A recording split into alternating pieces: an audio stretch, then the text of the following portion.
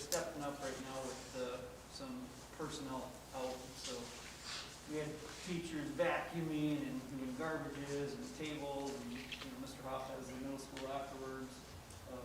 We set up, they take down, so we missed the janitors dearly, but it's going all right.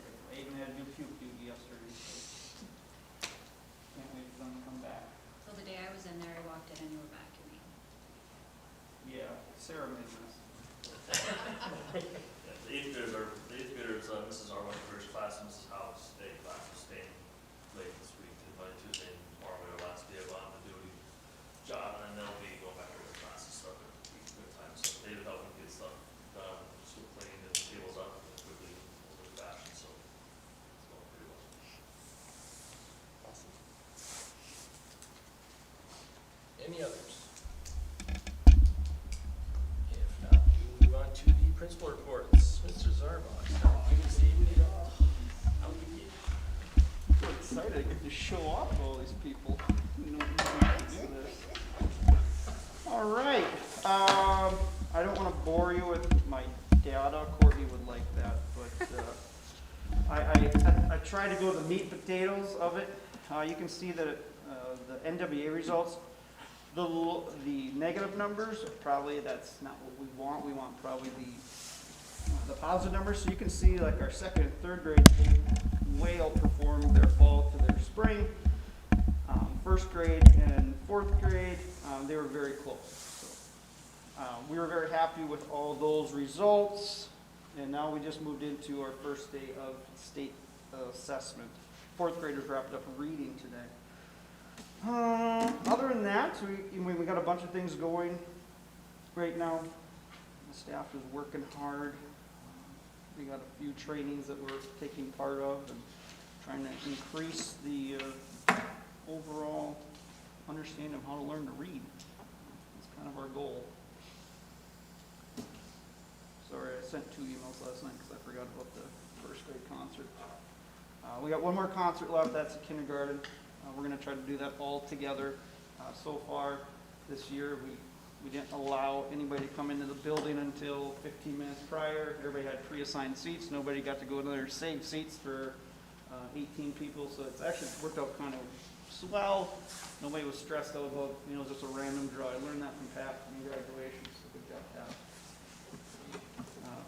So we might take that and put it in our pocket for next year. I'm just not sure how to do the kindergarten. We have 57 kids, and we want to do them all at one time, so I don't know how many people we can jam into that place. So, but it'll be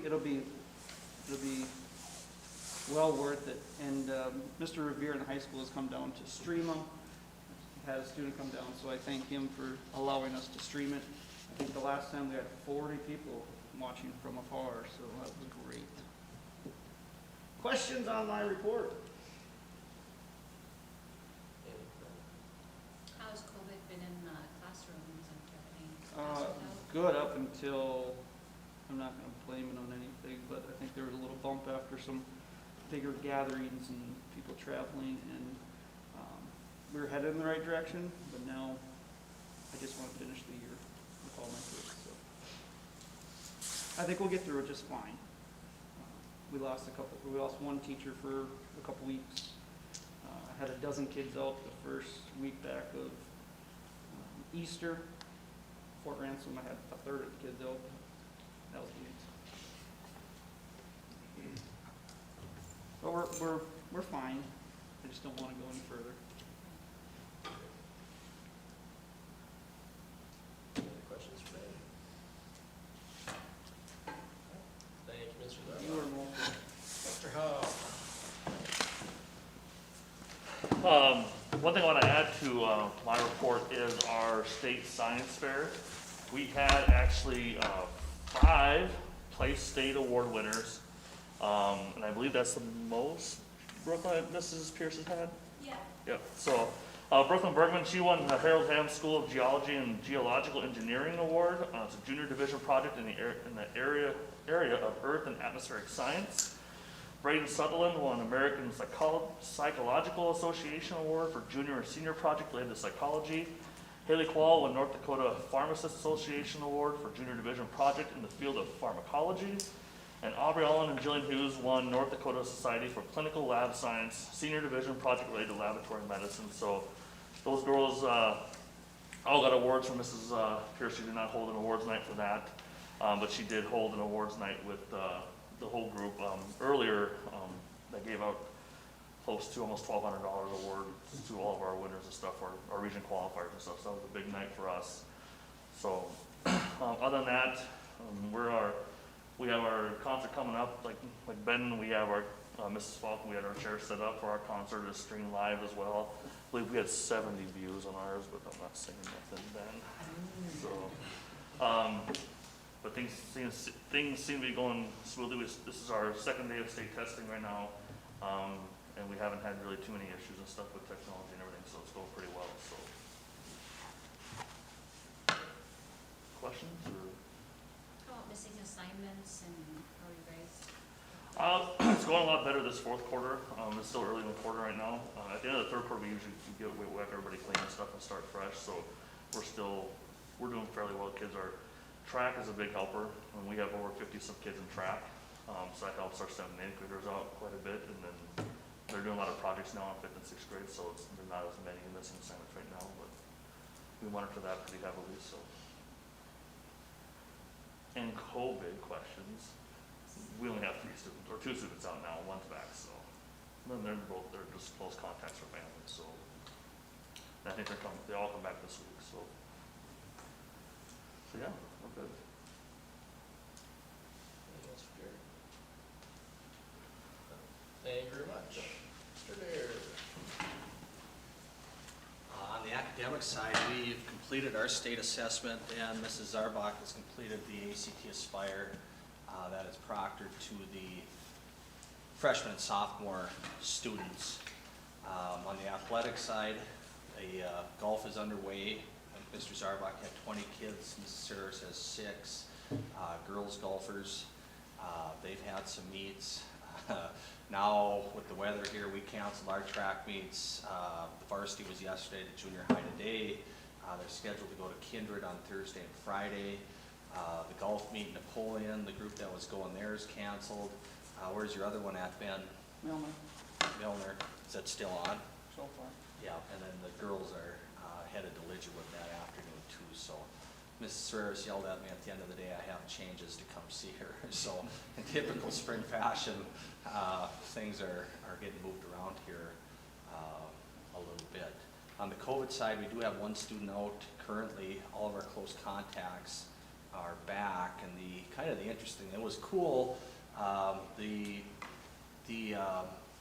Spanish 3 class coordinated with the foods class. They were on a Mexican unit in the foods class, so they came over there and they helped cook. But the challenging part for contact tracing was that girl happened to be in there as we had the 2 classes combined. They went outside and broke piñatas and did all kinds of neat things. So it was a pretty cool cross-curricular unit that they put on. But that's all I have to report at this time.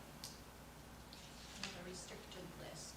We set a new world's record this last week. We had 80 kids on it. We're only 8 days into the quarter, and as we get into the spring, they're not always real inspired to start, but we get after them early and try and bring those grades. I expect that to be probably down to 50 next week, if not lower. It's a pretty good wake-up call. With prom, we tie the Grand March into eligibility, so there's some kids tomorrow that could be affected, not going through the Grand March. They can still attend prom, but may not be announced, so could be exciting in my office. If you want to come be part of that, but they know, so, and academics comes first, so. Any questions for Pat? No? Thank you very much. Any board member reports this time? Welcome guests. Correspondence.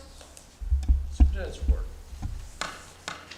First of all, the Department of Public Instruction has released the allocations for Esser 2 and Esser 3. Those are the COVID relief dollars. Lisbon is designated to receive $314,433 on Esser 2 and $706,171 of Esser 3 dollars. Those dollars will not be distributed until House Bill 1394 is approved, which actually holds the Department of Public Instruction's budget and therefore gives them the authority to distribute those dollars. One of the things that we are working on with those dollars is that at least 20% of those dollars must be spent on evidence-based strategies for learning loss due to COVID-19. And that may sound like a huge phrase, but we already have a number of systems that we have in place, from MTSS to other things that we're using right now to get our students up to grade level on their test scores. So hopefully we'll be able to piggyback off those and use that 20% wisely. And we'll see those funds can be spent. The Esser 3 dollars goes all the way until 2024. In September 30th, that's when the federal government ends their fiscal years on September 30th. And the $2 go until 2023. So we look at those. I continue to give you weekly legislative updates. The rumors that we're now hearing is by next Friday, they should be done. That's the 23rd. Constitutionally, they can stay in session until April 30th, which would be their 80th day. But most experts are saying that's not going to happen because it's a census year and they have to do the redistricting. So they'll save 5 days for the redistricting, which will occur sometime over the next year after that session is over with. So they need to keep those days for that. The big bill that we're watching is the finance bill, which is House Bill 1388. And that is a 1%. So there would be an increase in a foundation aid per pupil of 1% in the first year and 1% in the second year. And just an amendment that just got thrown in last week is 70% of those new dollars. So 1% would need to be spent on staff salaries. So staff salaries are guaranteed to receive 70% of that. Somewhat confusing, may sound great, but if we have 600 students, $100 would be the increase. Foundation, that means there's $60,000 of new money, and 70% of that has to go to staff, which means everybody but administrators. So that would be about $45,000. So that's some of the estimate. There's some other things that are in there. We're not quite sure how that is going to end up. We suspect, as always, that any finance bill with schools will end up in conference committee, and we won't see exactly what it'll look like until that day that they close the session. Our administrative team and our LPS COVID-19 team continues to meet weekly. We did see a slight uptick in cases, both in students and in staff. And in fact, we've had to have some staff employees in quarantine. And the way it works, just so everybody understands, that if Lori and I are both masked, we would self-monitor. If we are not masked for more than a period of 15 minutes, then we would then have to quarantine and stay out of the public. So although we're essential employees, there's some question marks there, but they can't be around people. So we follow the rules as best we can. We did distribute the second dose of vaccine here to staff on Thursday, April 1st. So we think that we have approximately 80% of our staff have been fully vaccinated, and I think that's 14 days after the first. You can correct me if I'm wrong. After the second dose. 2 weeks? Okay. Yeah, 2 weeks after the second dose. Okay. Just got contacted today about the possibility we're gonna survey 16 years old and older parents and guardians if they may be interested in vaccination for their child. So we're just gonna send that out for public health to see if there's interest there. It doesn't mean that we're gonna tell anybody that they have to get vaccinated, but if they're interested in that, we can help arrange that. Last but not least, just so you know, as the administration team meets, we also send off stuff with Justin Fryer, who will be my replacement next year. And so we continually work with him on an entry plan to make his transition into the Lisbon Public Schools as smooth as possible. With that, that's all I have, unless you have questions. Questions for Dr. Johnson? If not, thank you very much, Steve. Moving on, unfinished business, starting out with the extracurricular cooperative agreement. Activities. Want me to start, Yeah, Lane? you can start.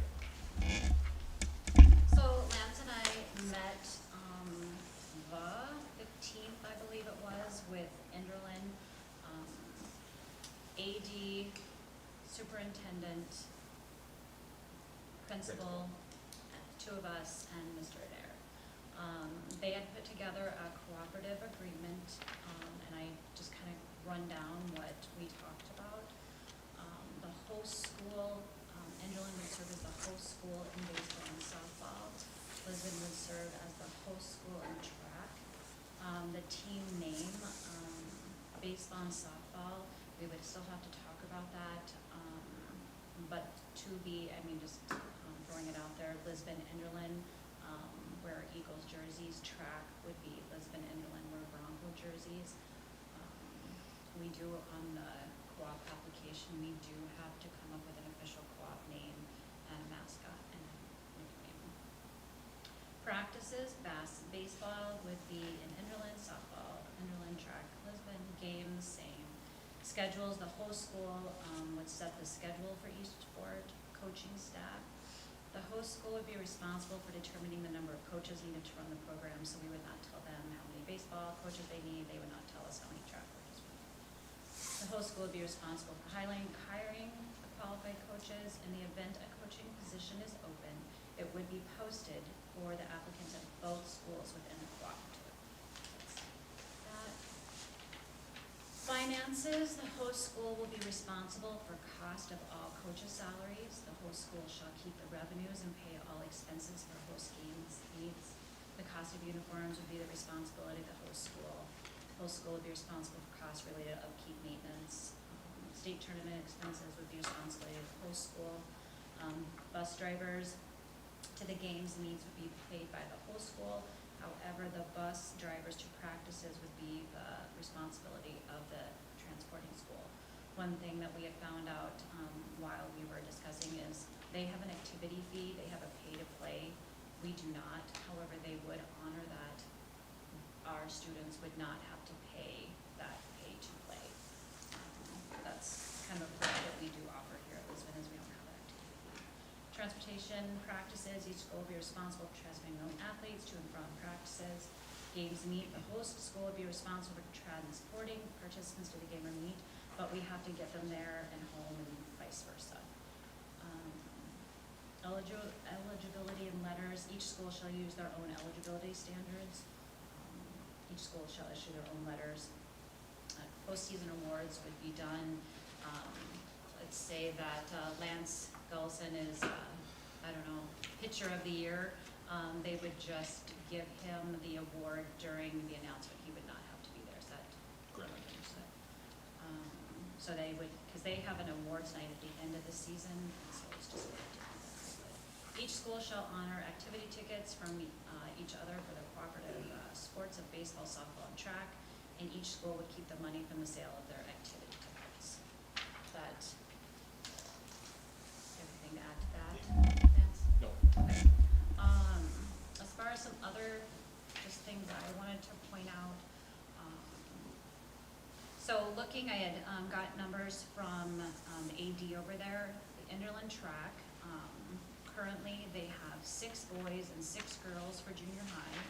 They have 5 boys and 5 girls for high school track. So 5 boys and 5 girls for the high school. We had talked about during our conversation that it would be really hard for us to offer 7 through 12 baseball, softball. We felt that offering 9 through 12 baseball, softball would be how we would go with the cooperative, not offer the baseball to the junior high kids. I mean, certainly it's something we could discuss, but that's kind of what we had felt during the cooperative meeting. Enderlin baseball, they have 11, they have 11 total. They have 7 through 12 for their total numbers, and for softball, they have 7th and 8th graders, they have 9, and through 9 and 12, they have 8. Talking about finances, so it's 34 miles, these are kind of the facts, 34 miles over to Enderlin. We, the state kind of says it's $4 a mile, so that's $136 a day, times $680 a week, times 10 weeks is $680, or $6,800. So, but that's one bus, one trip. So if we have, we hopefully, you know, if the girls and the boys could ride the bus over there on one trip. However, 12 times we would have to find a different route for one of them, or a different driver and a different bus, because if you look at the schedule like this year, it would be 12 times that the girls go in a different direction than the boys. So we would have, the AD would have to figure out an alternative method to get those girls over there. And then that, the cost of that, I mean, and depending on what type of vehicle, I mean, the numbers, I mean, for girls softball don't look to be as high as the girls or the baseball. But I mean, so if you could get them in a car, obviously that would be lower that, but you do have to fight for 12 times. Currently, and we have been for a while, we've been deficit spending in the athletic department. And that's something that I believe that we need to consider. I reached out to the North Dakota High School Activities Association. I needed some clarification, just, I'm sure you can go and look at the guidelines, but I had some questions. They have a maximum participation in enrollments of 325. Currently, we sit at 204. So if we would combine and we would sit over 325, we would have to go Class A. Just something to consider. Minimum agreement is 3 years. The schools must select and list a cooperative name. We have to submit a difference. We definitely, I looked them up, we have different eligibility and sportsmanship plans. We would have to submit, you have to submit that with your application. The application is then reviewed by the High School Activities Association, and they would ultimately make the decision. They have a different philosophy, or they have philosophy that they follow. Improving the win-loss record would not be valid criteria for the co-op approval. It is the preference of the board to approve co-ops between smaller schools rather than smaller schools with larger schools. One of the board purposes is to provide a means of participation to students whose schools aren't able to support a program on its own. So that's kind of where that's at. Yeah, I have a couple other points, but if do you want to? Yeah, I can do Go ahead. it. So yeah, kind of like Liz said, we had a very good meetings, both initially here with Mr. Adair and Liz and I, and then up in Enderlin. I think Enderlin is interested in not only our nice facilities that we have, the investment we made. Their current track program operates on basically gravel roads, and so they have today they have 17 students that are student athletes that are out.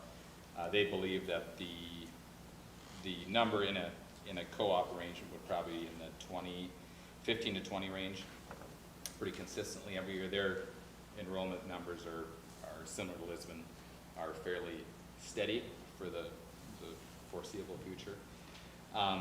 They would naturally, with their baseball program, the existing baseball program they have, would open that up to our student athletes that were interested.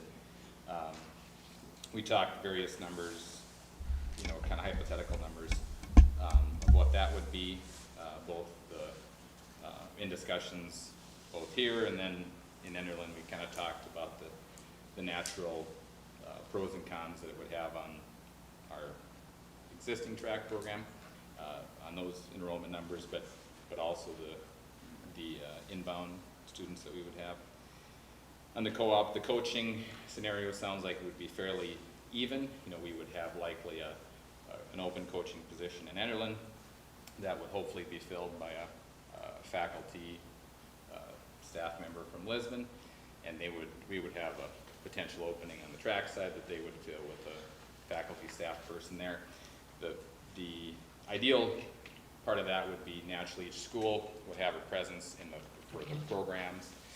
We do have an existing co-op with Enderlin today on the wrestling side that they do participate with us there.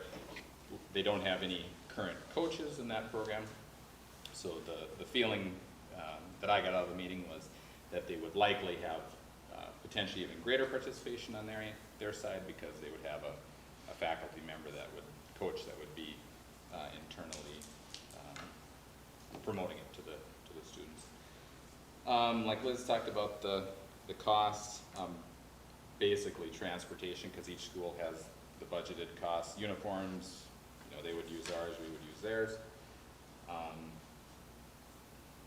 The name came up in both cases. I think it would be likely minimal, meaning Broncos here, Eagles there, whatever the name would be, but it would kind of be a name only. If you went to a track meet, it would be Lisbon Broncos. If you went to a baseball game, it would Enderlin Eagles, but probably the technical name would be Lisbon Enderlin or whatever it was arranged to be.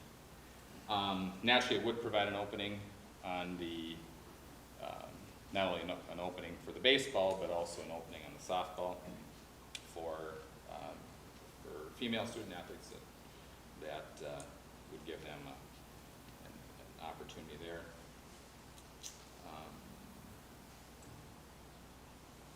I think that was kind of the main subject.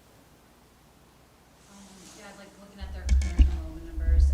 We're at currently 189, 87. Their sophomore class has 15 in it. We have 39. The freshman class has 30. So they fluctuate. We stay a little bit, I guess, consistent with that. They do fluctuate in those numbers. At 189, we're about double in size there. I guess it's really easy for me when I make a decision, I look at policy. But there's not a policy that says you should have this many athletic opportunities, you should do this. It would be really easy if we could fall back on something. So I looked at our school board rules in our policy, and it says the school board's chief concern is for the development, operation, and improvement of the schools of the Lisbon School District, and to provide excellence in education to the patrons of the district. So I look at that, and I look down at the numbers. There's 9 that we need to follow. I'm going to point out 4. Performing the custodial functions of watching the public purse, maintaining the educational plan, and keeping an eye on the stability of the school system. Currently, we're deficit spending in our athletic department. Testing all board decisions against probable effects and to the extent that, if possible, actual results eventually attained. So what are the results of this possible cooperative agreement? I think we need to talk about that. What are the results? Providing an educational environment in which each student may develop to become a useful and responsible member of the home, community, and society. What does that mean? What is the bigger picture there, and what does that mean to us? Problems I see are transportation. We have 1 extra bus and 1 minibus. besides getting the kids over for different schedules, if one breaks down, things would be a little tight. The schedules, which I talked about, Mr. Adair pointed out today, the rescheduling with rain days, track, baseball, softball, prom, music. Spring is, he said, a tight schedule anyway. Pulling those kids consistently out of classrooms. You have math at your last hour. Oh yeah, I reached out to several board members in at the administration in Class B schools. I asked them to tell me the positives and the negatives.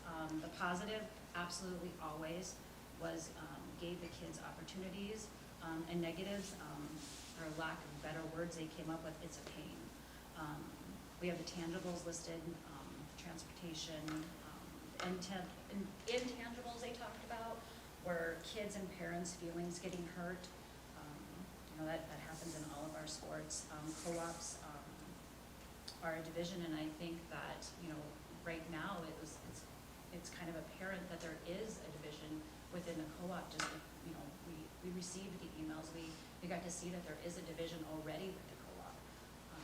You know, I kind of look at where we're at now and where our foundation is. What is our vision for our school?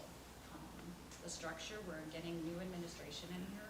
We have a new superintendent coming in. And right now I believe that we have a leaky roof. I think that there's lots of things that we need to fix, metaphorically speaking. I don't think we actually have a leaky roof, but I think that we have some problems that we need to fix. And how do we do that? You know, is it adding another activity, another opportunity? And that's pretty inclusive. I mean, you can play 9, 10, you know. So I just think it's definitely something that we need to talk about. Kind of along those lines, so regarding if the hypothetical co-op were to go forward, so we would have a 7th and 8th grade track only offering for Lisbon student athletes. So in a nice way, obviously we have a very successful track program, and that can't be disputed. I think in a nice way it would bring the junior high kids into the realm and kind of, you know, give them a taste for that. You know, as they broaden, you know, in 9 through 12, since it's an existing, you know, program that we're collaborating with, you know, I feel that kind of in a nice way, each district has a fairly low risk. I actually personally believe our track numbers can go up, just because of not only the program success, but obviously everything else involved with the student athletes, the staff, the facilities. Enderlin themselves, it was outwardly positive in the meeting, and, you know, felt that they could be a good contributor, you know, to our successful track program. Naturally, you know, for those student athletes, much like we offer in the other seasons, whether it be fall, winter, you know, we do have competing sports that compete for those same student athletes. And naturally, I would hope, I'm not at that level yet, but I would hope that, you know, those programs benefit from each other. You know, they don't directly compete against each other as much as they further enhance, you know, both our offerings as a district, as well as the, you know, the learning and you know, just the lessons that come along with good extracurricular activities. Naturally, districts around us, Kindred, Oaks, Central Cass, even a cooperative of schools to our southeast, you know, do offer baseball. Enderlin, use them as an example. They offer baseball and track, and the two programs coexist in the same space without, you know, natural detriments to each program, and our district, you know, considerably smaller than we are, and so you know, in all the discussions we had, we touched on dual sports briefly too. Mr. Adair could, you know, probably further on that, but Enderlin does offer dual sports. Naturally, it works fairly well for them. They said they have, you know, some individuals that do both. They pick a primary, they pick a secondary. There's some concern, especially with scheduling for their last hour of the day and stuff, but for being in both. But I do think, we look at our basketball, wrestling in the winter months, our football and cross country in the fall months, and those programs do well, even though they are in the same time frames. And so I think there's some opportunity in a nice way. Everybody was very complimentary of all the successes of the Lisbon district and both of the investments that have been made, now and going into the future. And I think this could only, Ron and I would hope, that, whether it be, on the programming side or the student athlete side, that we could further that, hopefully bring more, students into the fold. I think there's some of that opportunity because you got more programming, you've got hopefully more excitement. Nationally, we've moved, I do not want to see any detraction from current programs or basically splitting up of the pool. And, I personally believe that they would do well together versus compete. I think, when we sat in that meeting, we talked about wrestling. I mean, that is something that we have, combined right now. And and I had heard, just through, I guess, the grapevine, that when the wrestler that was over there, when he was participating in wrestling, the school was very supportive of his participation as a Lisbon Bronco. However, on that flip side, we have a very successful wrestling program. Currently, it's one of our most successful programs, and Enderlin sends one. They send one student, and they, we talk about the feel goods, and I mean, they put it on the screen, just cheap, the kids watched them. I mean, it's a great story, but still, in the end, they send one student over currently. I just know it's just something to consider that way. But yeah, I mean, they're very supportive of that wrestler as a Lisbon Bronco. I come from a very, I know most of you guys are Lisbon, went to school here, everything else. I come from a very small district, Litchfield, Marion. We had no choice but to combine schools. So as far as co-op wise, that's just, I mean, it wasn't really co-op, it was your schools together, but if you wanted to play football, if you wanted to wrestle, you had to go a little more. Like Liz said, if kids or parents are getting feelings hurt, or if kids can't get along because of a co-op, you never saw it. During those sporting seasons, those kids got along great. Are they rivals? Is Lisbon and Enderlin rivals? Yes. Was Lemoore Litchfield Marion rivals? Absolutely. But those kids left everything on the court, the field, everything else, and in the end, they hung out, they had fun with each other. To me, it builds kids' character. The more small towns that you participate with, that you are with, that you do things with, to me, that's one of the biggest character builders there ever will be. Do kids benefit from it? Absolutely. Are there a few that maybe don't get everything out of it? Well, you get out of what you put into it too. So, I mean, as far as like Liz said, our wrestling program is great. Those coaches push the kids. As our other programs, do the coaches push the kids enough? Do they do this? Do they do that?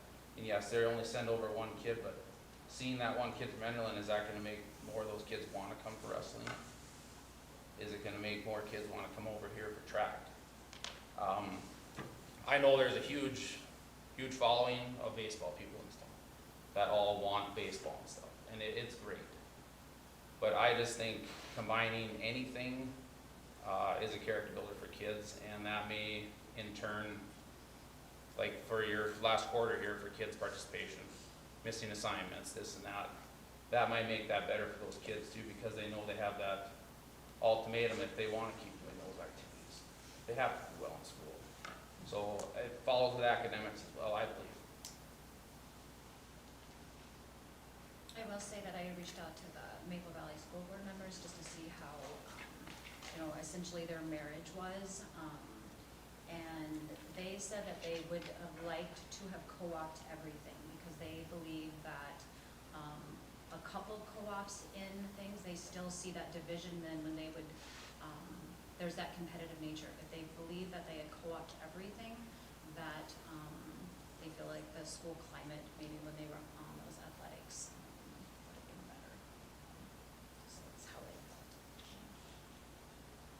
You kind of mentioned a little bit the North Dakota High School Association or Activities Yeah. Association. They have certain guidelines. Yeah. So do we even meet Well, those guidelines? And like I said, they will ask themselves the question, we have this application that we have to fill out, it's two-sided, you have to answer questions, and then you have to have a signature of two superintendents. And the philosophies, again, improving the win-loss record would not be a valid criteria for co-op approval. You have to fill in the numbers, so like filling in the numbers, there is enough, not obviously for us to make a baseball team, but for them to form the teams, they do have enough. It says it is the preference of the board to approve co-ops between smaller schools rather than smaller schools with the larger schools. So, would they look at us as a larger school and then the smaller school? I mean, I don't know that. I tried to reach out on that and they said, well, they would have to look at the application. Yeah. And then they have some other, and you have to keep it for 3 years. We won't accept it via conference call. They have to be in the same geographical region.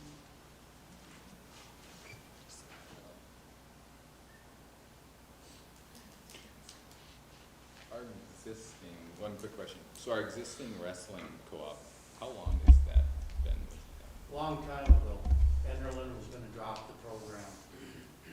So they were in the process of eliminating the sport. So was it Lisbon that approached Enderlin?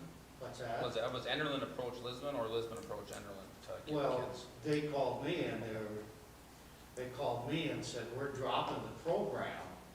Would you be interested if any students may be interested in continuing wrestling? They could come over to Lisbon. So that's how that got started. And actually, the High School Activities Association, the co-op, when I'm talking about like the 325 and the co-op name and wrestling and cross country do not fall under that. So wrestling and cross country are different than the other cooperatives. But there's also Winter and Milner. Milner was in that co-op also. So they were schools that didn't have wrestling. That- And Enderlin was dropping their program.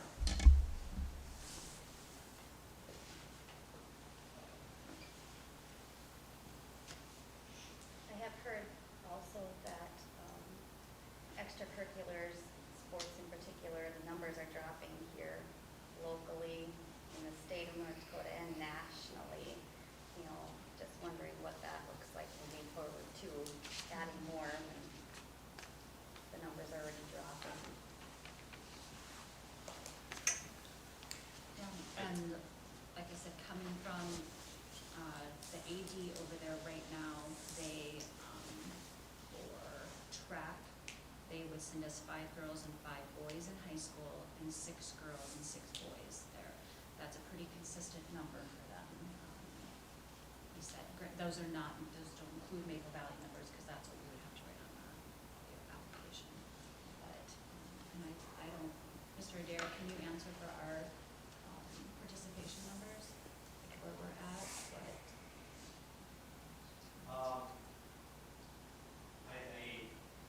We just got the survey from the Activities Association, Holly filled it out, so I haven't looked at it, I can't tell you where we were here. I do believe one of the things that is causing numbers in high school to go down is we were starting kids earlier and they're figuring out sooner that this isn't for me.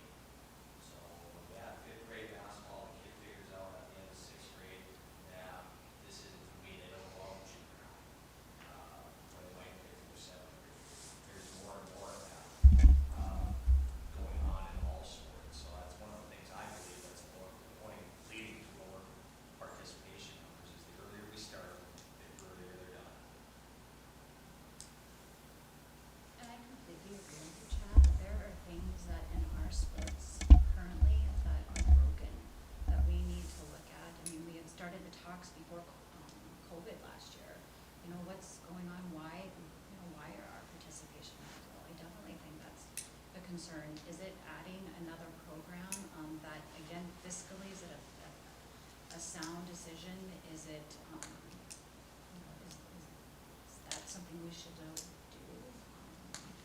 Why is it that you think our programs are declining I don't know. numbers? No, I don't know. Is it because they're starting too young? Is it because of coaching? Is it because of they just feel like they're spreading themselves too thin? Is it because of jobs? I mean, I don't know.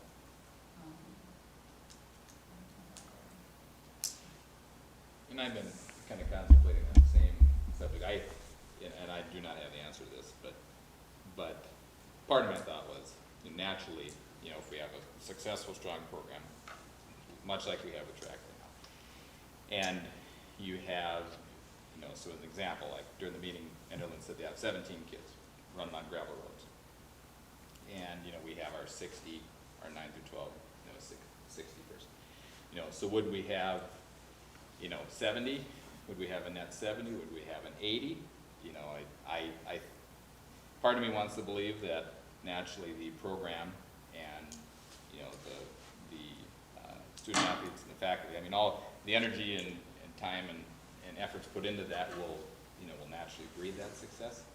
Hopefully on the home front, you know, the parents and the students are having those conversations and, you know, and looking forward to going out, you know, for those programs. I think the same thing could happen on the baseball front. If you have whatever that number is, you know, of our students going up in their, into their program, and, you know, same thing, if they've got a strong, successful program that's hopefully, you know, inviting and breeding success, they're kind of two separate conversations, but I think, you know, us giving the option, other districts, Oaks is an example, Kindred is an example, I mean, have programs that coexist in the same space. When I looked at the last 10 years of track champions, or state champions, over the last 10 years, and Lisbon's in that group, but the other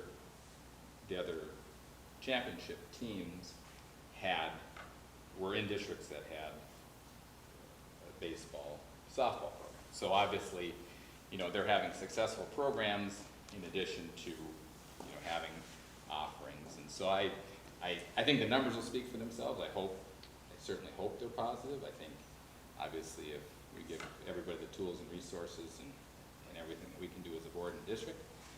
Most of the interaction I got from district patrons was primarily positive.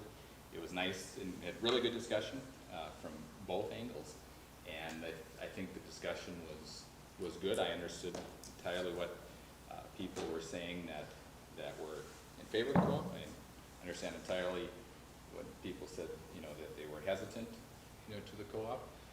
I kind of believe the numbers will speak for themselves if we green light it.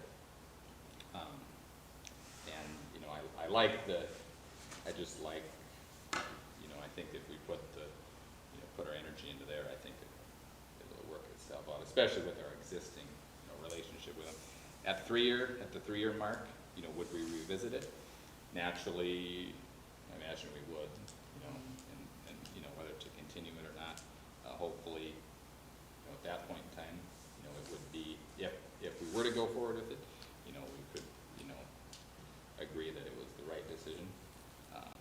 I'd rather have the parents and the students kind of answer that than, you know, than whether or not it would have been successful, I guess.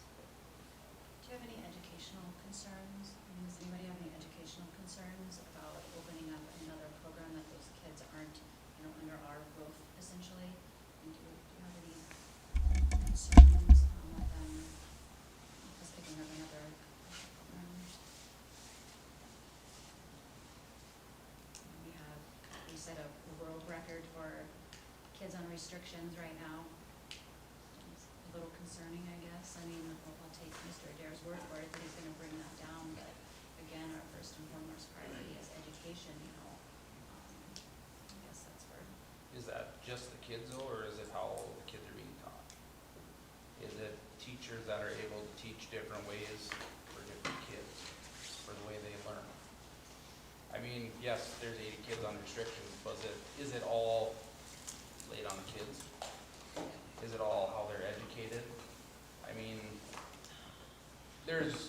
different ways that kids can be taught or that kids can learn.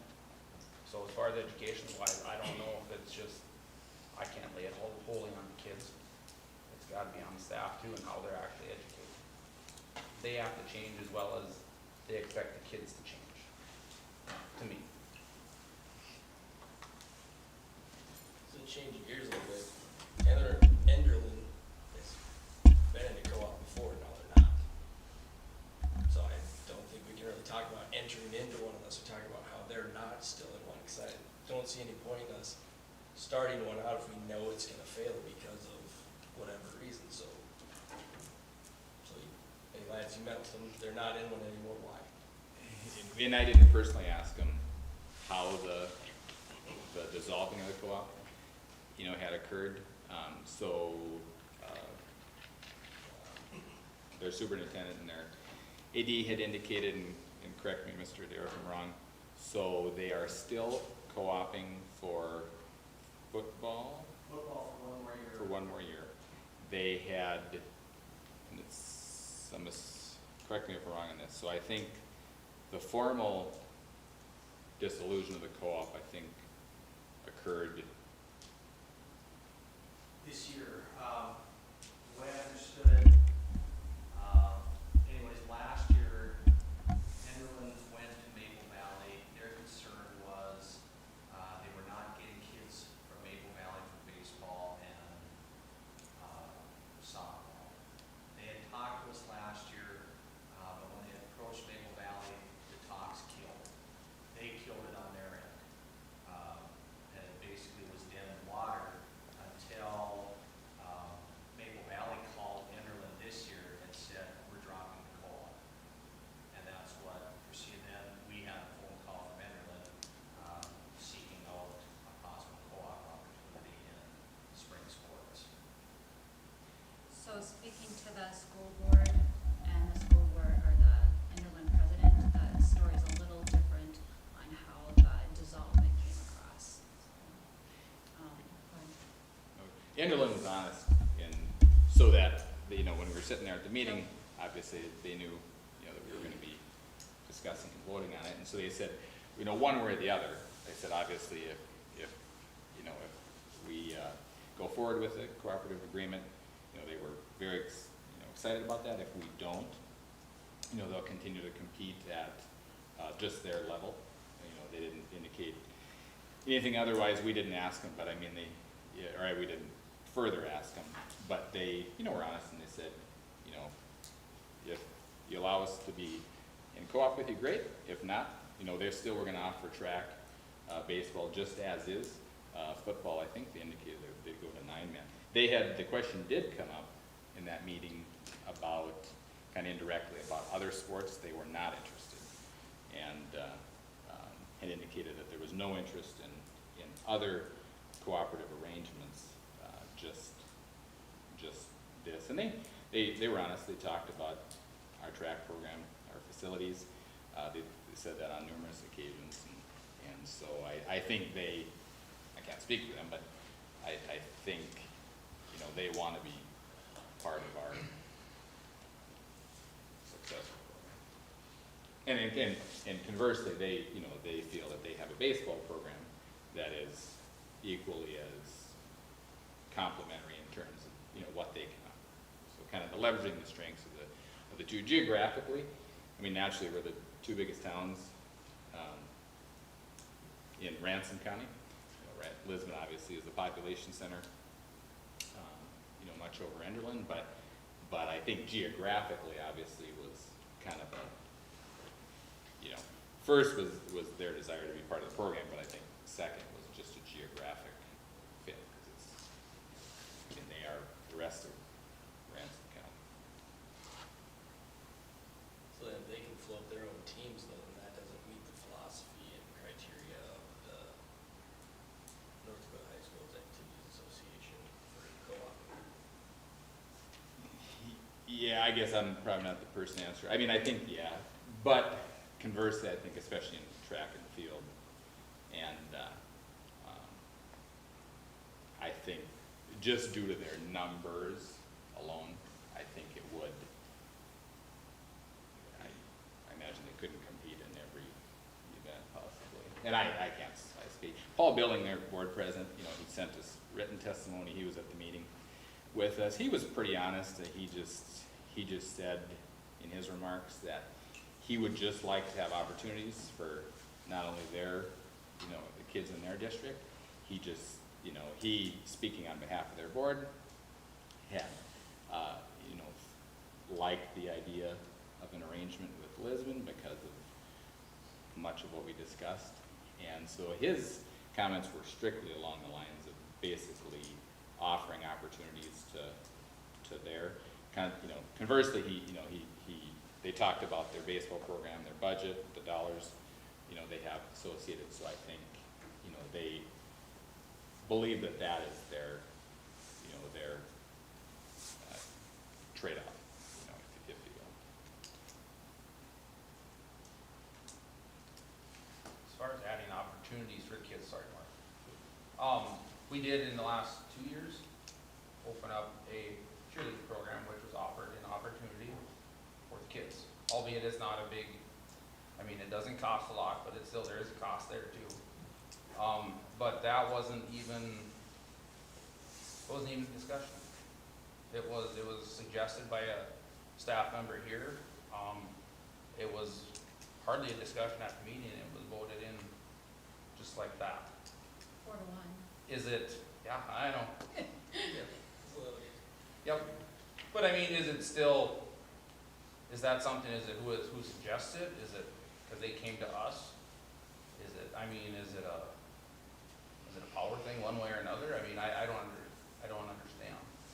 Because we can offer that opportunity, albeit a smaller program, right now. It was easy to go. But this has been more of a discussion for the last, many, many months.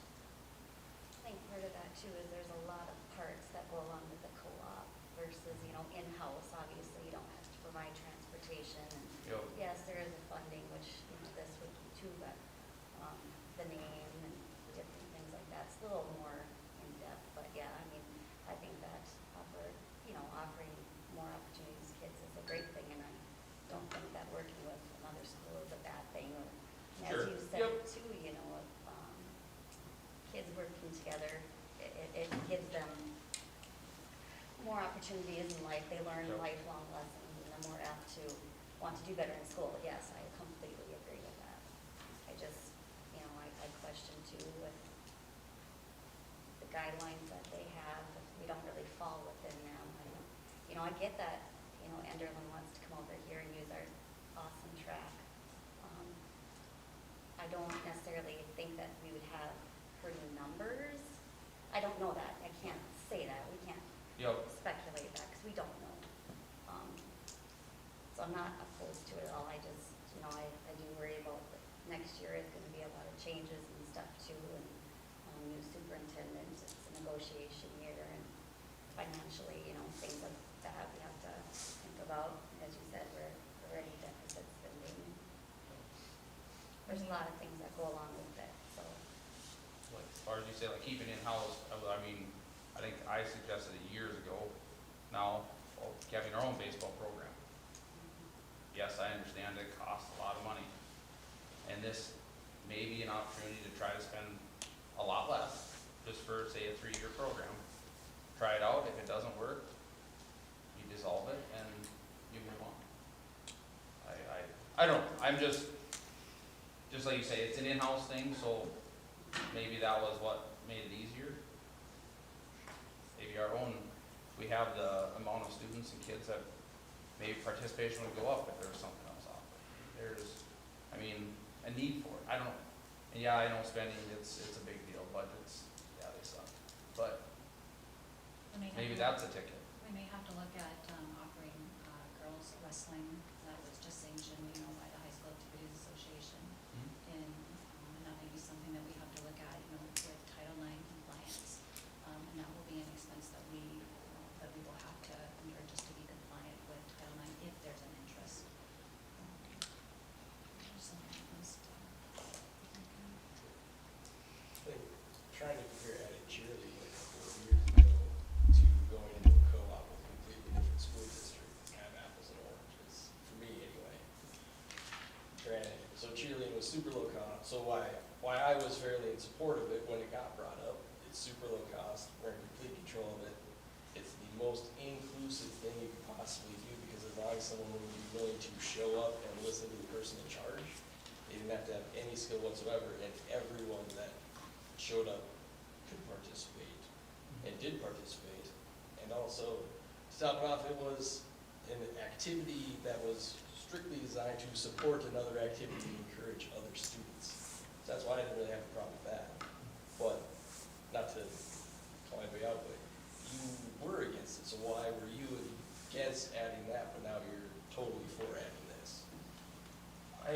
It's just more kids can participate in this kind of stuff. You can maybe get more participation out of it. I don't know what the numbers could be. I guess I haven't looked into what those numbers are. But to me, more kids are going to be apt to play a softball or baseball. Then I can't say for myself that there's too many boys that are gonna want to go cheerleading.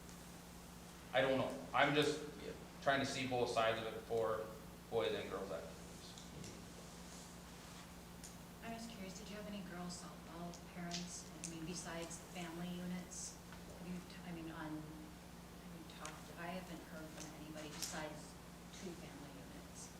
Just those 2 family units, but I have a junior now.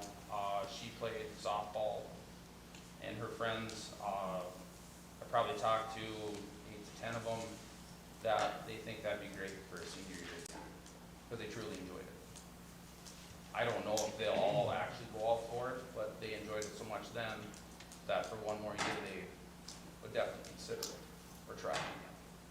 I mean, you and I coached together for a really long time, you know, softball and baseball, so I think, I hope you recognize that I appreciate that sport and I like that sport, but, you know, looking at the 600 students that we have in here, I'm not sure that it is the right move for us to make right now. We're still in a pandemic. You know, maybe if we had talked about this last year before we entered a pandemic, maybe things would look a little bit different, but we have a lot of healing to do from that. I just have a lot of concerns. I mean, somebody asked me, what's your one reason? I really don't have one reason. There's just so many, like Brina said, so many moving parts to this co-op that I just don't know if now is the right time. But I mean, to say that I like softball, I love softball. You know, I love that.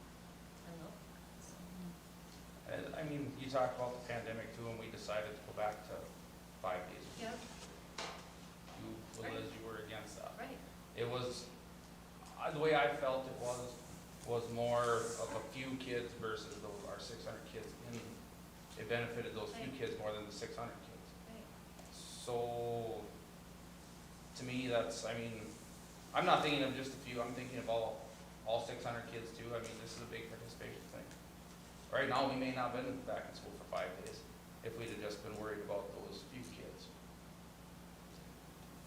So, I mean, yes, and it sucks, pandemic year. I mean, but that seems to be the excuse we use for pretty much everything.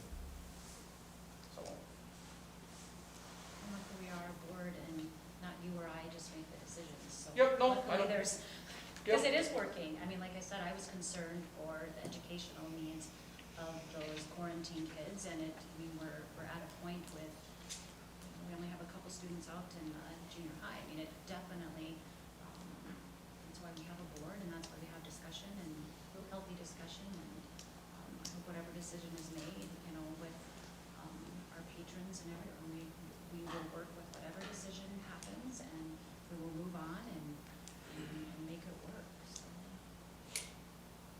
So Liz, earlier you said you talked to Maple Valley? I talked to Maple Valley. Someone, and what was their take on it?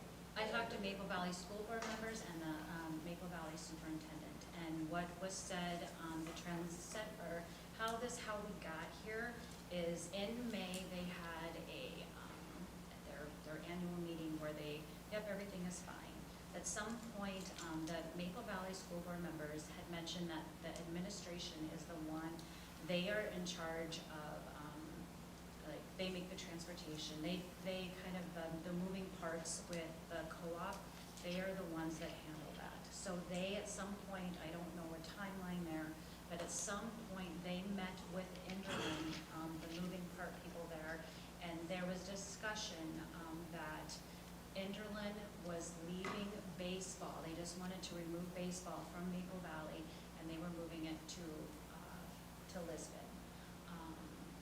So that was in the summer. So Maple Valley has always wanted to co-op all of their, everything really with Enderlin. That was from the board members, that they wanted to co-op because they just felt that it was just better for all their students to have that all together with being together. So that's what they were looking at.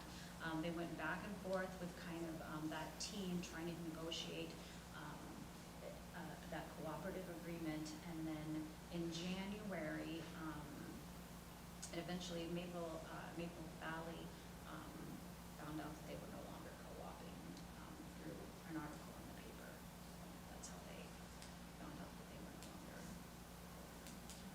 That was, and they're fine. They're where they're at now. We're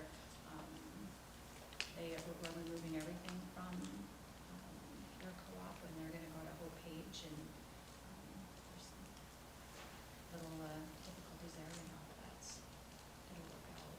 That's how we got into this. Speaking about transportation, I know before we had some troubles getting bus drivers. Would that apply to this as well? I mean, I know that they talked about the coaches possibly driving them, but would we be short on bus drivers, or even possibly a bus? We have one extra bus and one minibus. If one of our regular bus lines break down, then we have a problem. And bus drivers, Mr. Adair? We do have charter buses too that are activities buses. But it all depends on who we drive what, the airport, or things like that. Bus drivers are tenured for that fact. I think one of the qualifications for that would be can you drive if you're going to do this, you know, if it's going to go on, to be able to help. I just They want, have to get people to and from. great, because I suppose a lot of it would be during the time too that normal bus drivers are taking their routes home. Just Yeah, they would curious. leave after school, and, you know, the more challenging part would be, you know, depends on, you know, how many kids are out. So if softball's leaving at 2:00, you know, we have to get kids, you know, baseball players wouldn't be leaving at 2:00 for practice, so we have to get kids to and from. How do you do that? And to speak for that, our first obligation is for the routes. So those routes have to be out first. So they need to be covered. So we potentially be looking for bus drivers, additional bus drivers for this as well? Well, right now, we seem to have a pretty good number, Okay. but it changes. And I have last resort, I have been asked once, so he's doing all right. Filling the routes. It was discussed that primarily the coaches would have to transport, so then they would, every day you'd move. Or Yeah. they would send one. But the coaches would, in theory, be driving.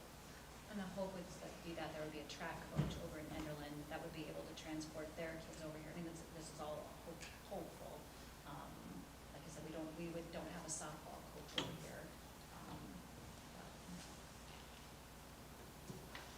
Trying to get them over. So the fact that pretty much this all started, Enderlin didn't want to do baseball with Maple Valley anymore, because they wanted to do it with us. And then Maple Valley took everything out because they still wanted to keep baseball. So yes, Maple Valley did leave the co-op, They did, absolutely. but there was a catalyst before that that actually caused the whole tower to fall down, right? They wanted, like I said, they wanted to, from what they said, is they wanted to co-op everything with Maple Valley, or with Enderlin, and Enderlin wasn't. They just wanted to move baseball. So that kind of affects how I look at the whole thing of, when in the beginning we've got the half-truth of Maple Valley left the co-op. But, well, yes, that's true, it's not exactly what caused that whole leaving. And then the other thing that is kind of rubbing me wrong through this whole thing is, words that we've received from the Enderlin AD inferring that we get to keep the same name for the namesake and everything, which obviously is incorrect, because we have to pick a different name if we're co-oping with someone. So will we still be wearing red and gold? Yes. But will we be referred to as the Broncos? No. So it's just like these little things that have been alluded to as, yeah, it'll be fine because it goes like this, but, or it happened like this, so it's no big deal. Seems like there's little tidbits being left out here and there as to try and, I don't know, get their way. I'm not gonna go as far as to say manipulate the board, but all these little details kind of matter if we're going to essentially go into a working relationship with another school district, in my opinion. It's the old adage, the devil's in the details. Well, if someone's that you're gonna try and get in business with, if you will, is leaving out little details, that's not a great way to start a relationship. Mr. Adair, could you please, describe the name? I mean, that seems, you know, when we first started out, we were gonna become the Ransom County Roosters. I mean, I know we're not there, but can you describe that, how, because it is, you know, there are guidelines on the Activities Association, and those are a little hard to follow. When I asked them, you know, they were like, yes, you have to come up with a co-op name, and we don't have to do that with wrestling, but we would have to with the other. Can you kind of describe that, that we don't have to be the Ransom County Rumble Roosters right now, but The wrestling co-op can stay the Lisbon Broncos because North Sergeant is part of it. If North Sergeant was to drop co-op, then our name would be referred to whatever comes here. And you have to come up with a name. You don't have to have a mascot. So you simply could be Ransom County, you simply could be Lisbon Enderlin, you could be Enderlin Lisbon without a mascot. So, I mean, if this was to go forward, I would petition the Activities Association to leave it as the Lisbon Broncos would try, and then the Eagles, my guess was going to be shot down, but I figured this would try if we were to move forward with trying to work out a cooperative agreement with that. Because what I understood, Kelvin handled us as a draft. right, I mean, it's, yeah. He's watching right now. He said that maybe Val never approached Andrew about ever co-oping and everything. So I think there's a lot of different information out there from both Big Valley and what's back. Well, I mean, I guess it's a little concerning, you know, why didn't they have a happy marriage then? What's going on? Why are we hearing different information from that side? I mean, was their marriage not good? When I asked you, I'm like, do you guys have regular meetings? They said that their marriage was just, they didn't sleep in the same bed. They just did their own thing. They didn't meet. They just kind of coexisted, and that's how they lived. So I don't know if, I don't know where the dissolvement then was in, if I'm not getting correct information. Because I didn't make stuff up. I mean, Well, Maple Valley School Board member told you that, but well, Maple Valley School Board member and superintendent. Members.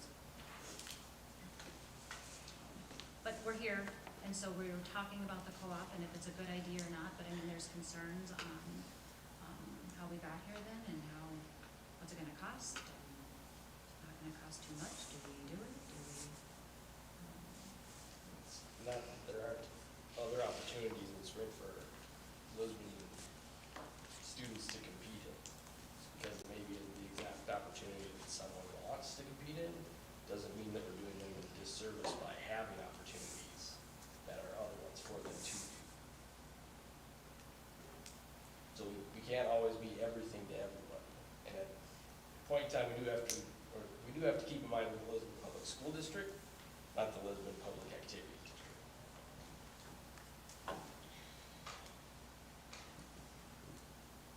So don't get me wrong, I wish that we could say yes to everything all the time. That would be awesome. It would make meetings way faster, but we do live in a world of parameters that we have to deal with, budget, we have to deal with time constraints, we have to deal with staffing, and, yeah, this isn't a fun decision at all. It would be super easy to just sit back and say yes with zero concern, but I have a lot of concern, and I just really think that there's other areas that we should be focusing on more, and I don't feel that we're doing a huge disservice to the student athletes by not offering the right sport.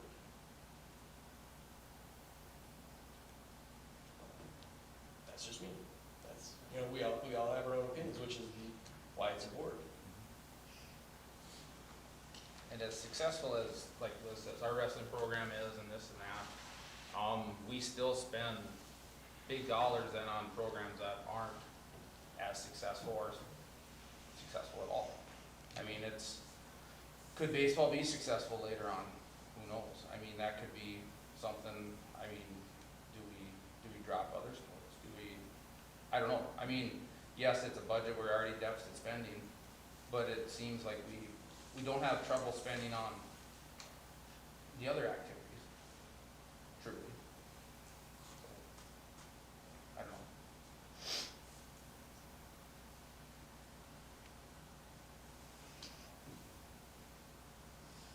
Question or discussion?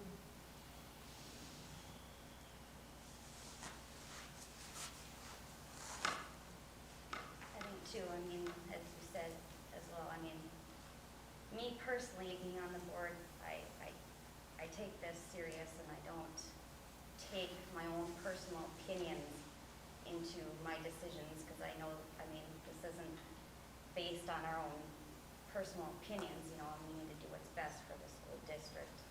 That's where I always come down to when I make a decision, what's best for the Lisbon School District, not always what I think personally. So I know I always tell myself that. But yeah, it's hard.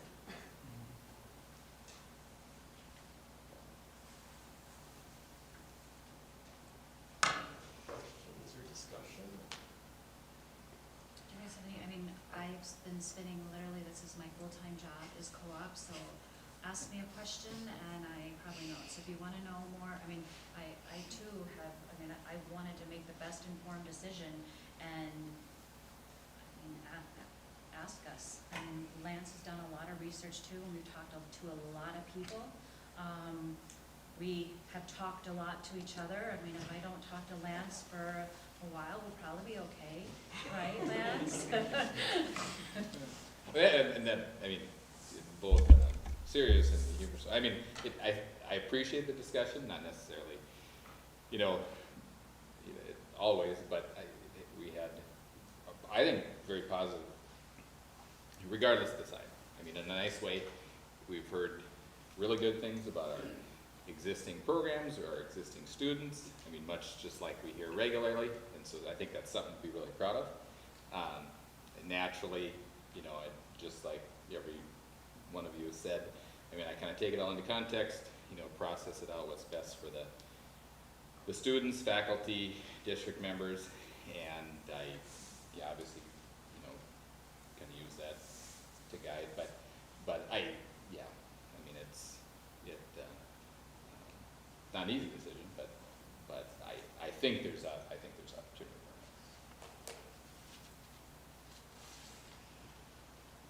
it. Is the biggest hang up financials? Is it if one community is gonna be, their feelings are hurt against another community? Is it kids are gonna be able to get along to play these sports? I mean, I don't know what's the big hitter. I mean, I don't know. To me, it's just another opportunity. kids to be able to do something. Like say it's a 3-year deal, if it doesn't work, if it doesn't, not something we're able to move on with, it can be dissolved, it can be, I mean, we've had to drop things before, we've had to add things. That's how you go from year to year with school district.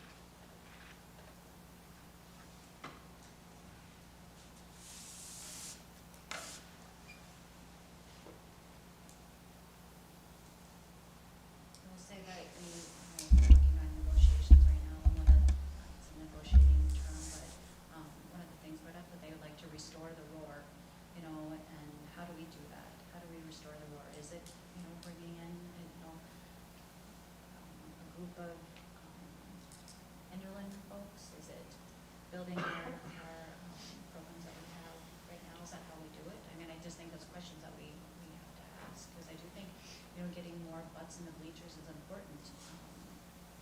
How we do that for our cities. But first and foremost, our responsibility is to develop, I mean, literally the word is excellence. That is a big word. Excellent education. Our motto is excellence is the expectation. I mean, those are pretty big words, so I mean, that's something that we follow.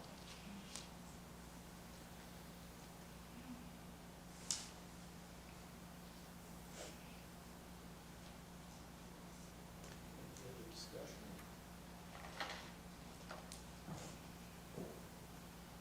Questions? Now, we'll make a motion on this one.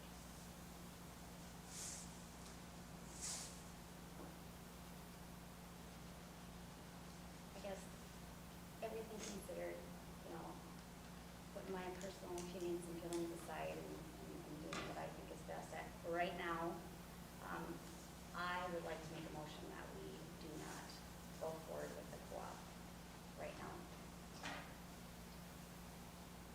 Second. I will second that. Any further discussion? Not roll call. Sabrina, Yes. Chad, No. Lance, No. Mark, Yes. Liz. Yes. Moving on to the other item of unfinished business, the bus wrap. The bus wrap for the MCI coach, the second quote that we're trying to get, they had a fire in their facility, and therefore it is delayed, so that will remain as unfinished business until at which time they can get examples to us. Steve. Is Randy still doing something, or is it somebody else? We've got it from another person, so Okay, we've got one from Randy, and we've got it from another one that did our original. Okay. Did the original bus or that original drawing? Did the original bus, the first wrap that we've ever done. Oh. Does that, yeah, what Randy did, we Kiboshed, big time. On to, any other questions with that? On to the new business, the capital projects, starting with payment requests. We have just one from Foss Associates Architects, $28,687.50. I'll make a motion to approve. second. Roll. Lance, Yes. Mark, Yep. Liz. Yes. Sabrina, Yes. Chad. Yes. Moving on to bids. This morning, or this afternoon at 2 o'clock, we did have the open public bid opening for capital improvement projects. We have a draft copy that came from Foss Associates here in front of you. The base bid, you can see the apparent low bidder. There would be Diversified Contractors at $1,348,800. And the mechanical base bid would be, the apparent winner would be Manning Mechanical, $376,500.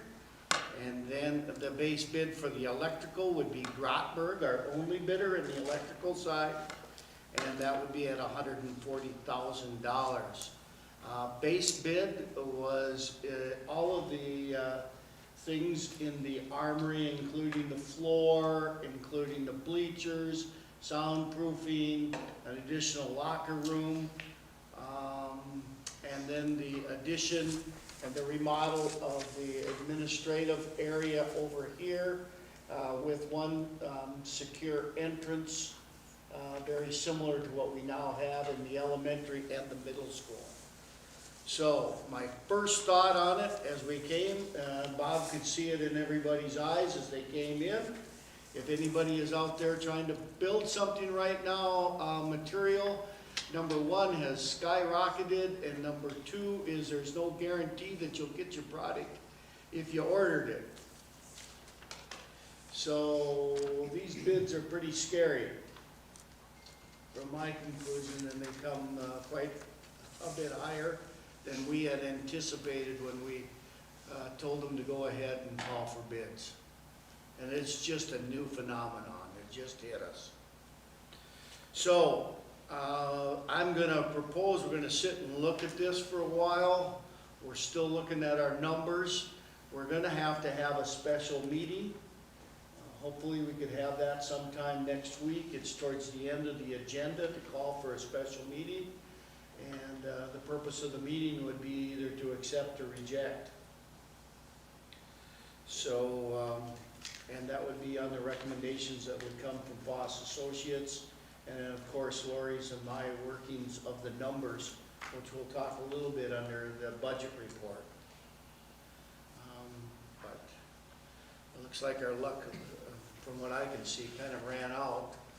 We sold those bonds last year and got a record pace, and now all of a sudden the prices skyrocketed. So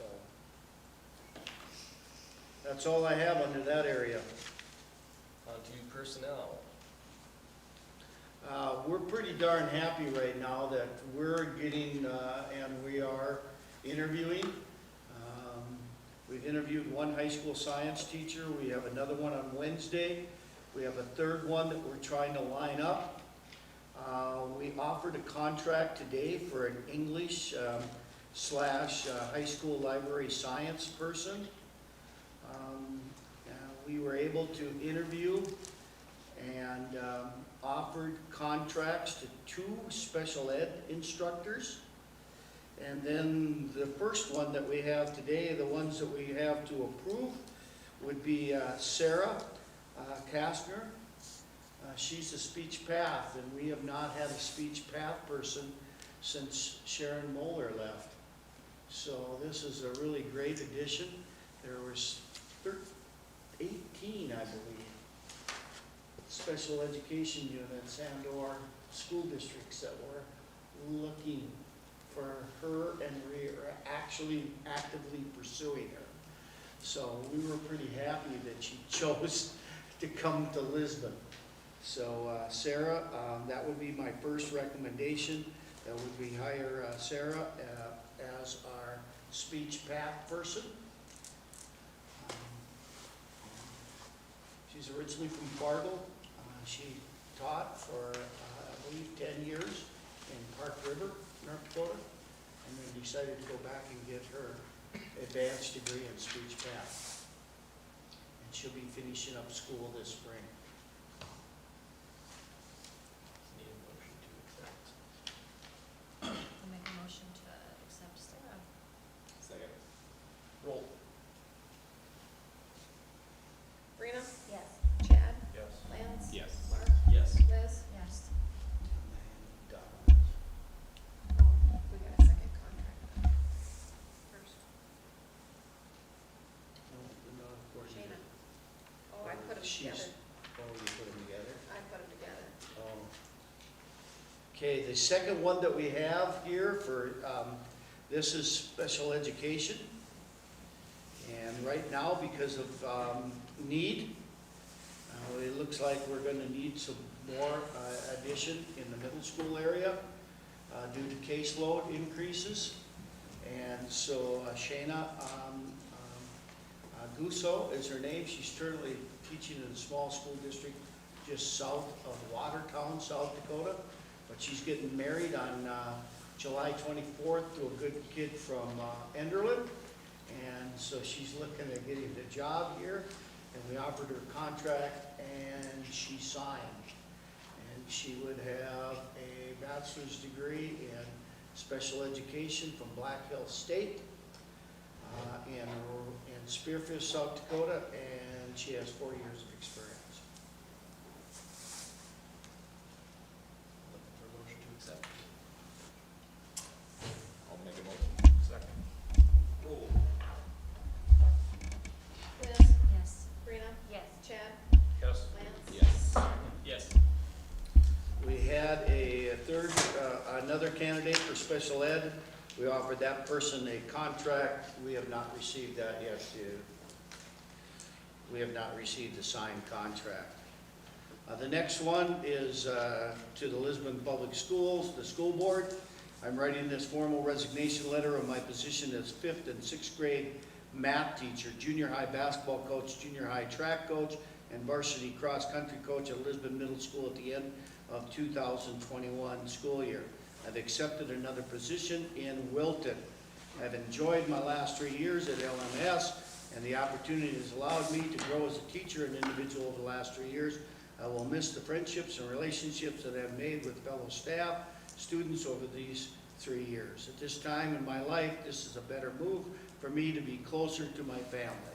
Thank you once again for giving me a chance to start off my profession as a teacher, and I will appreciate Lisbon for that. With that, please accept my resignation letter at the end of the 2021 year. Donovan Moser. I'll make a motion to accept his resignation with regret. Second. Roll. Lance, Yes. Mark, Yes. Liz, Yes. Sabrina, Yes. Chad. Yes. Moving on, the North Dakota High School Activities Association Sanctions Girls Wrestling. Pass, I'm guessing? Yes, on March 30th, they passed, or voted to sanction, their board did sanction girls wrestling. So, naturally, it's come here with a wrestling program, you know, what to basically do. Do we add girls wrestling, you know, the options, that type of thing. Did meet with the wrestling coaches the other day. Right now, there's at least 3 girls in the middle school that would wrestle, and the high school numbers, we don't know. We've not actively pursued that at the moment. What I do know about the season will run the same length as the boys. They will have their state tournament. They will have 14 weight divisions with it. Where we'll go to get matches, if we added it, is you know, a question, where will this grow?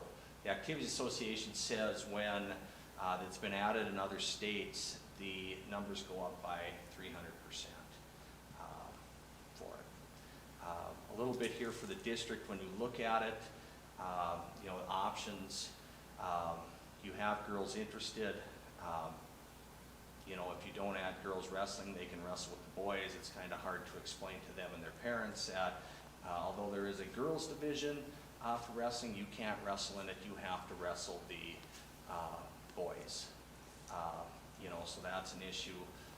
He potentially could drop wrestling and even it out, but I would Katie bar your doors at home because they'll probably be beating them down with that. So obviously there's some questions to be answered, you know, with girls wrestling and things like that.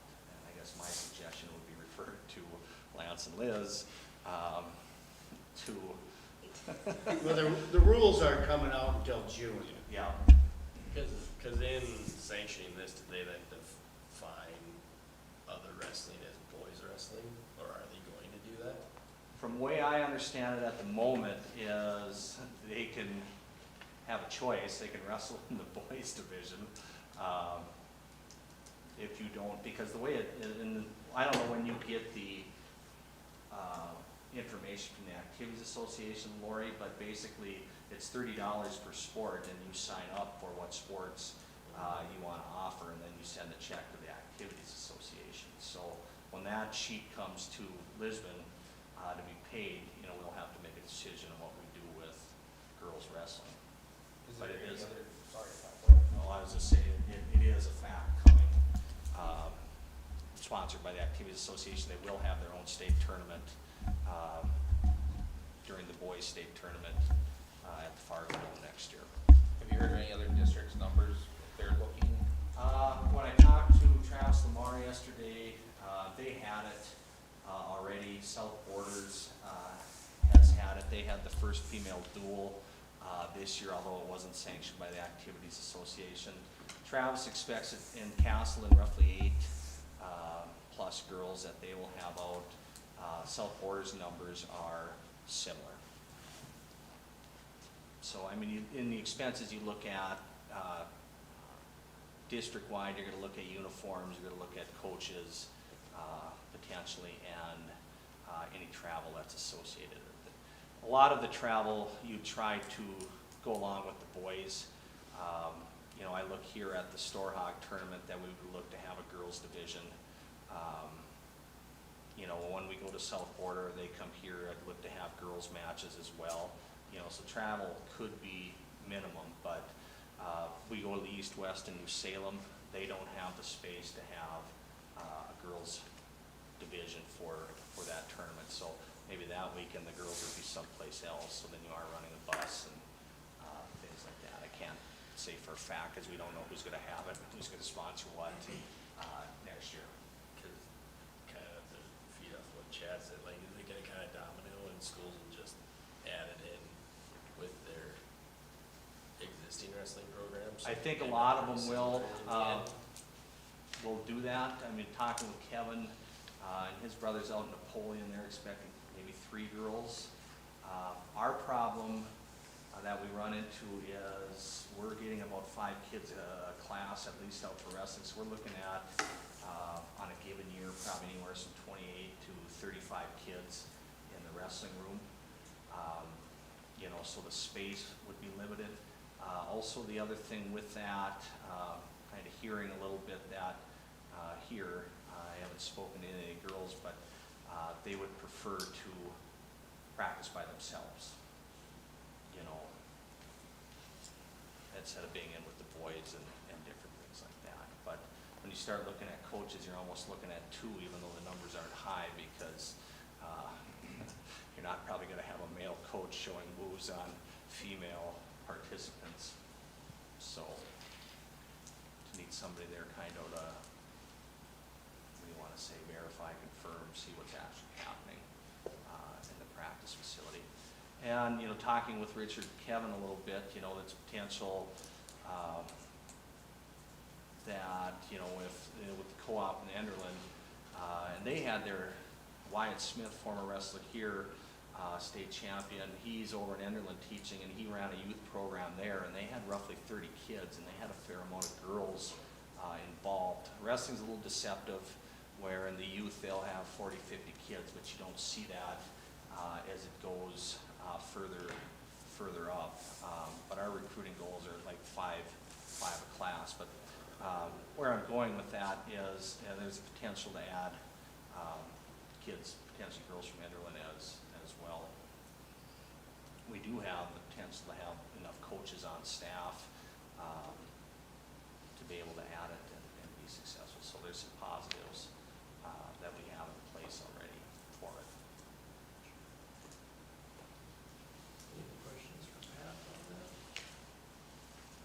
If not, thank you. Move on to summer school. I'll go, Pat, you wanna talk about high school first since you're up there? What's that? Summer school? Would like to offer it. So plan on offering it.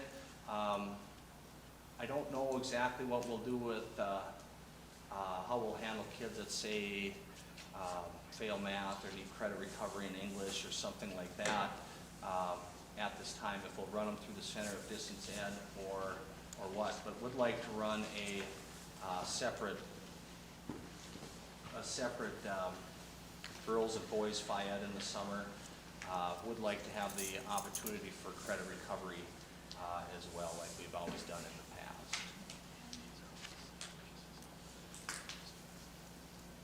Okay, so we need motion to approve that at this meeting right now, or?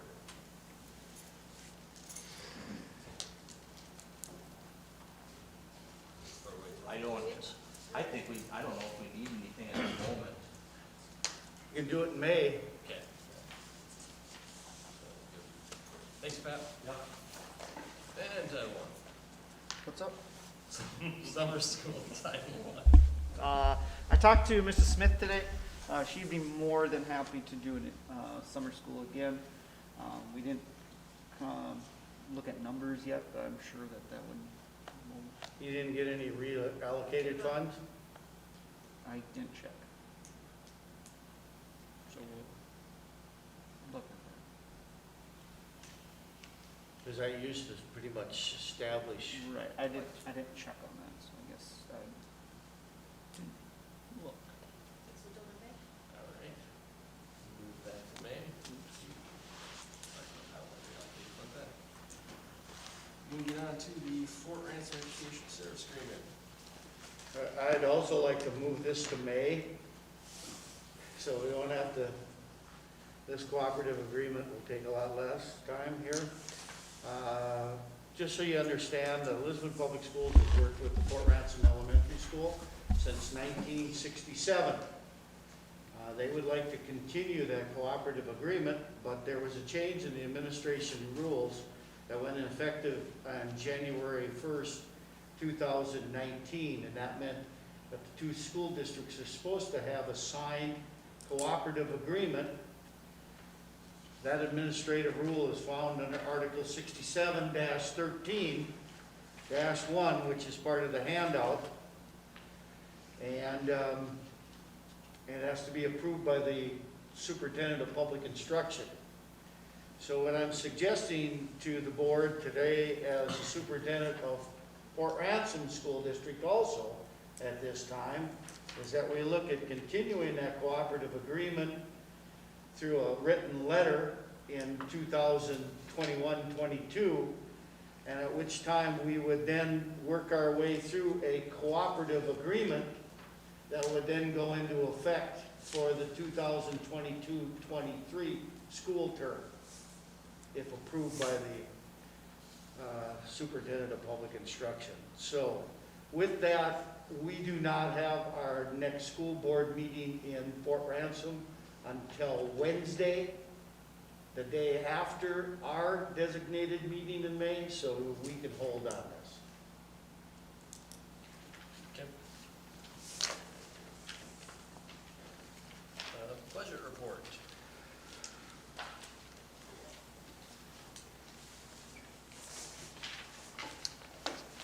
Lori put together a really nice short little report, basically telling you with the cover sheet, the revenues to date, expenditures to date, general fund balance predictions,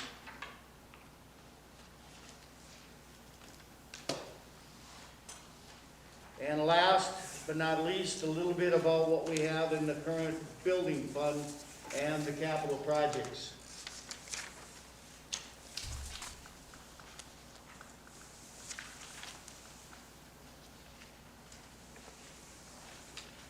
So,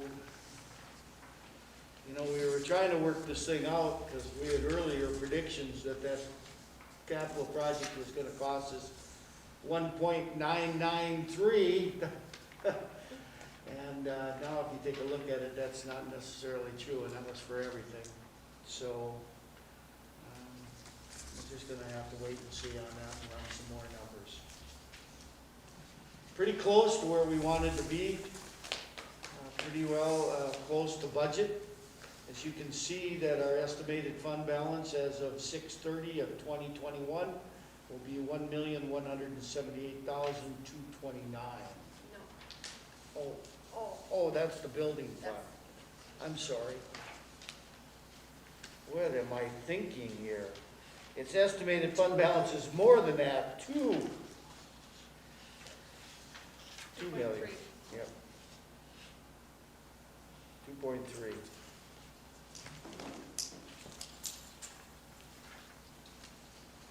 Any questions on that?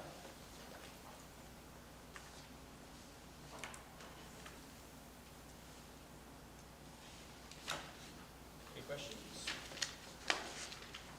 Thank you, Lori. Yes. Thanks for giving it very much. Need a motion to approve it? No.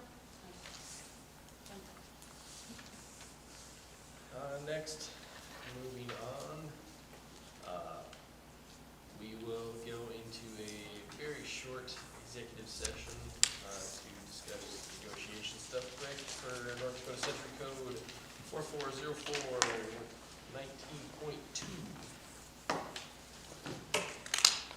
When you come out of session, then you would go into, back into the session and set board meeting times, I would suspect.